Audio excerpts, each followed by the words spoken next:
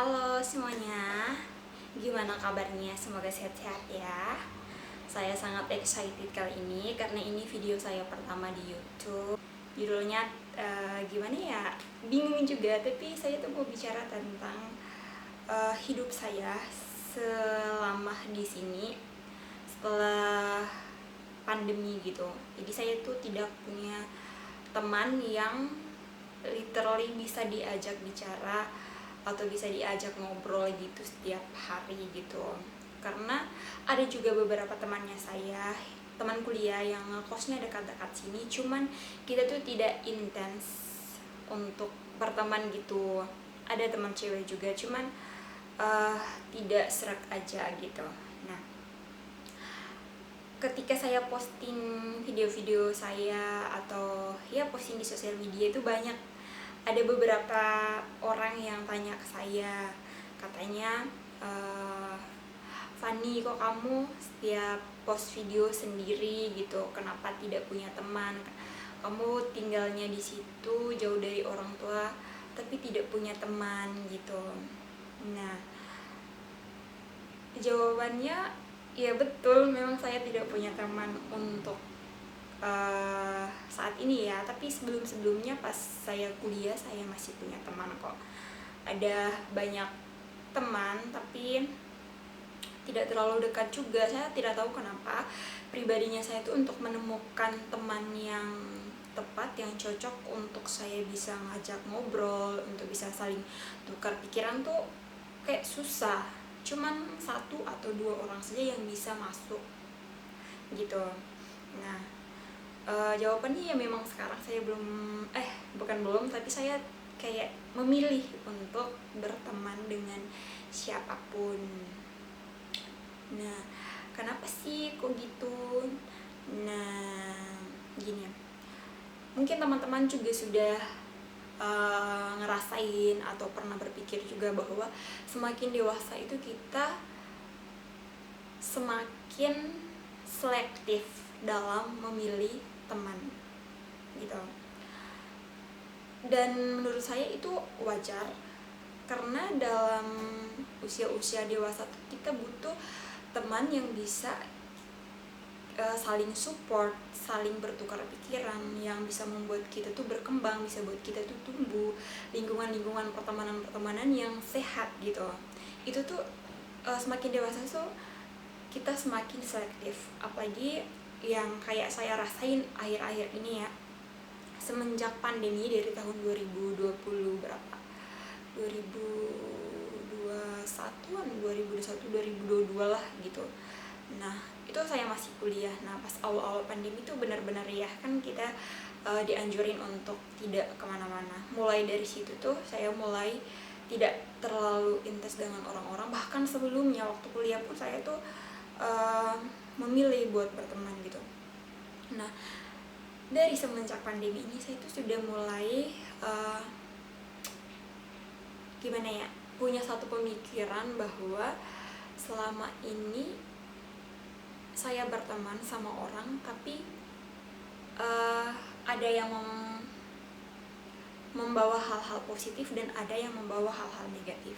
Dari kedua hal tersebut saya mulai memilah gimana caranya saya bisa tetap berada dalam teman-teman yang positif ini tanpa harus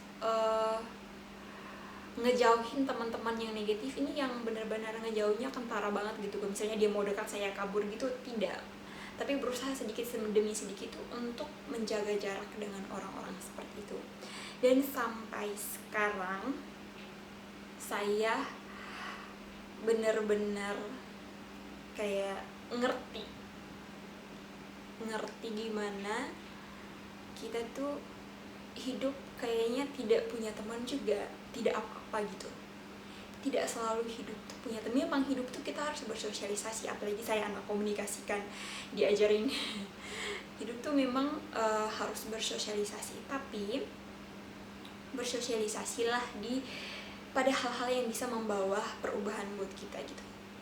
Nah, saat cerita sedikit, saya punya teman cewek. Nah, itu bukan keluarga saya, bukan dari keluarganya saya, karena temannya kita kenalnya di sini. saya berharap sekali bahwa bisa punya teman yang bisa mensupport, kayak woman support woman gitu, bisa membangun satu sama lain. Tapi saya salah. First time saya ketemu orang tersebut, saya kayak langsung mempercayai orang tersebut karena saya pikir kayak dari kelihatannya, dari cara bicara, dari dia mengayomi itu, saya pikir kayak ini orang baik banget sama saya gitu. Karena saya pikir juga kita nih di tempat perantauan, jadi nggak apa-apa, apalagi sama-sama dari sana kan. Tapi saya salah besar. Saya pernah bantu orang tersebut, bahkan bantunya saya nggak perlu ceritain gimana.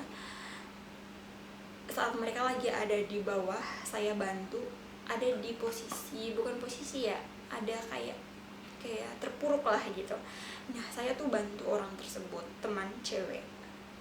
Tapi di saat ada satu problem, dan itu menurut saya problem itu bukan dari saya, tapi dari something, dari seseorang yang dekat dengan saya. Nah, itu buat sesuatu yang saya tidak pikirin sebelumnya itu terjadi. Jadi orang yang si cewek ini yang saya pikir dia baik di depannya saya curhat apapun ke dia karena saya pikir kayak dia teman, like sahabatnya saya gitu, dan kita tinggal satu kos. Gimana, setiap hari tinggal bareng, saya sudah mempercayai, kayak saya cepat percaya sekali karena saya pikir kayak dia sama-sama dari kampung gitu. Dari situ ada di satu momen dia sudah mulai kelihatan aslinya, dimana di depan saya tuh dia baik, tapi di belakangnya itu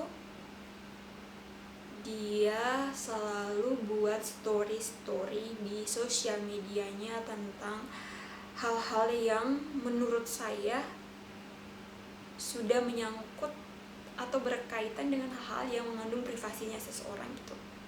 Karena saya selalu menceritakan, mencurhat lah, cewek kan biasa curhatnya begitu ya.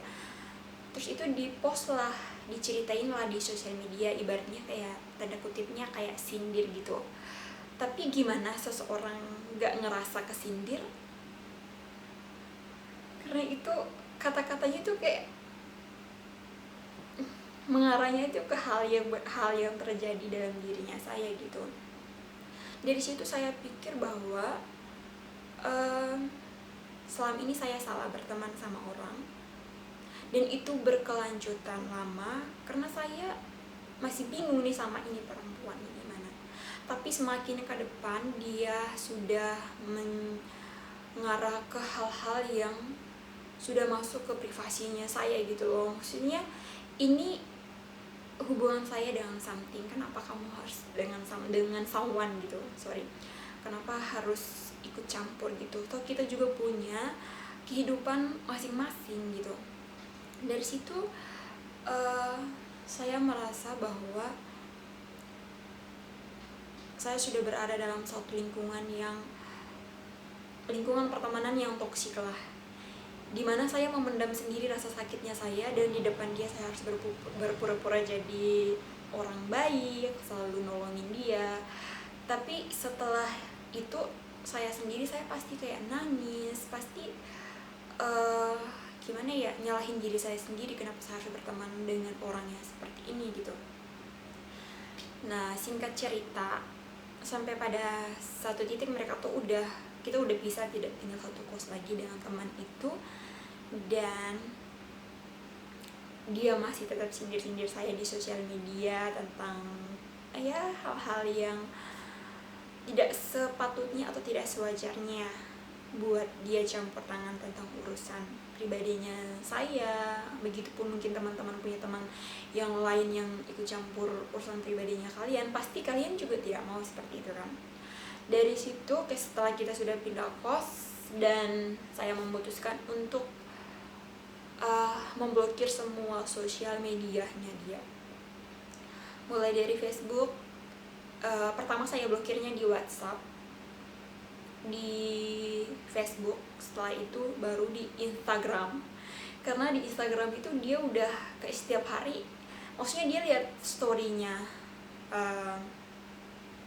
saya kan di Instagram itu pertama saya nggak mute dulu, nggak belum blokir. Dia lihat storynya saya, tiba-tiba langsung dia nyindir langsung di story Instagramnya dia. Dari situ saya blokir semua Instagram, pokoknya sosial medianya dia saya blokir.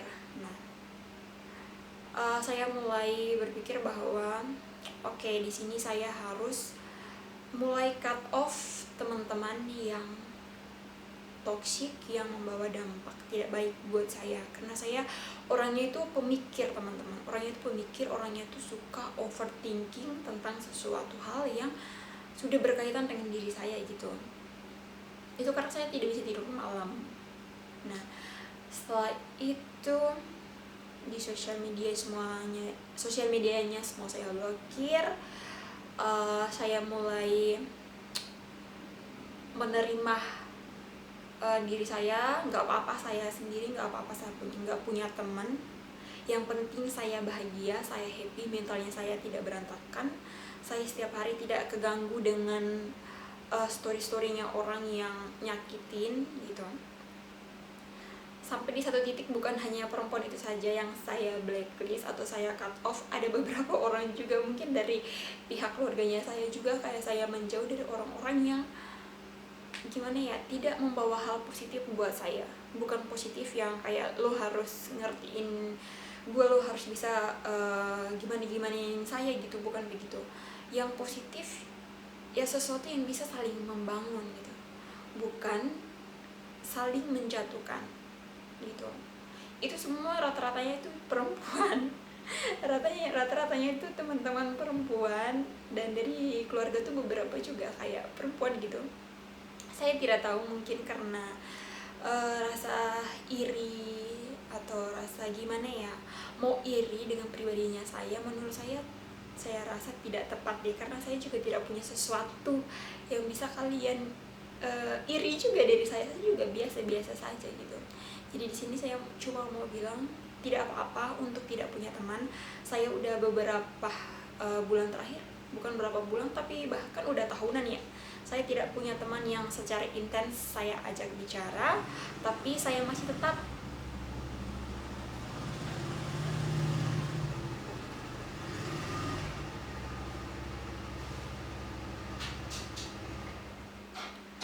tidak punya teman yang secara intens yang bisa berbicara dengan saya setiap hari gitu. Tapi saya tetap bahagia dengan hidupnya saya yang sekarang, karena tidak punya teman tuh bikin kita lebih mengenal diri kita sendiri gitu. Kadang sepi, kadang tuh bosan, kayak kita mau bicara dengan siapa gitu. Cuman di satu titik saya mengambil kesimpulan bahwa tidak punya teman tidak buat kita mati. Tidak punya teman tidak membuat kita susah gitu, karena kita masih punya keluarga. Ada satu keuntungan di tahap kita tidak punya teman waktu kita dewasa, dimana kita tuh sudah bisa mengenal diri kita, kita sudah bisa berpikir bahwa semakin dewasa tuh semua orang punya urusan mereka masing-masing. Teman-teman kita yang mungkin yang baik, yang sebelumnya baik dengan kita gitu, terus sekarang mereka sibuk, jangan judge mereka, bilang mereka sombong atau mereka cuek. Mungkin mereka punya kehidupan masing-masing yang harus mereka jalani gitu. Gitu aja sih sebenarnya. Dan jangan terlalu dibawa pusing, jangan terlalu dipikirin, karena sebenarnya hidup sosial itu memang penting, memang butuh dalam dirinya kita, tapi kita harus bisa selektif.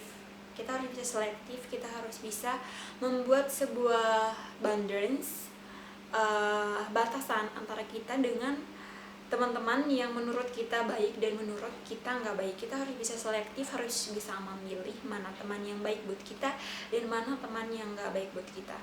Kalaupun kita nggak punya teman, jangan khawatir, karena hidup sendiri tuh seru. Hidup tidak punya teman tuh seru. Kita bisa mengeksplor apa yang ada di dalam diri kita. Kita bisa lebih mengenal diri kita. Kita lebih bisa buat sesuatu yang berbeda dari orang lain. Mungkin teman-teman yang lain juga yang punya teman yang setiap weekend jalan atau setiap malam kumpul, belum tentu mereka ngerasain yang namanya bahagia, atau pasti di antara mereka juga ada yang kayak tidak terbuka tentang semua hal walaupun mereka sudah dekat banget gitu. Jadi cuma mau bilang di sini, jangan takut untuk hidup sendiri, jangan takut untuk melangkah, untuk bertumbuh, untuk melewati fase dimana kita dewasa dalam hal ini bahwa tidak punya teman gitu. Menurut saya tuh fase dewasa tuh fase yang dimana kita memilih, kita tuh selektif tentang bukan hal pertemanan saja, hal-hal dalam kehidupan ini harus banyak dipertimbangkan itu waktu kita dewasa. Karena masa-masa umuran kita yang masih remaja tuh ya kita lebih banyak have fun sama teman-teman, tapi kalau udah masuk fase dewasa banyak hal yang harus dipikirin gitu. So tidak usah takut untuk sendiri,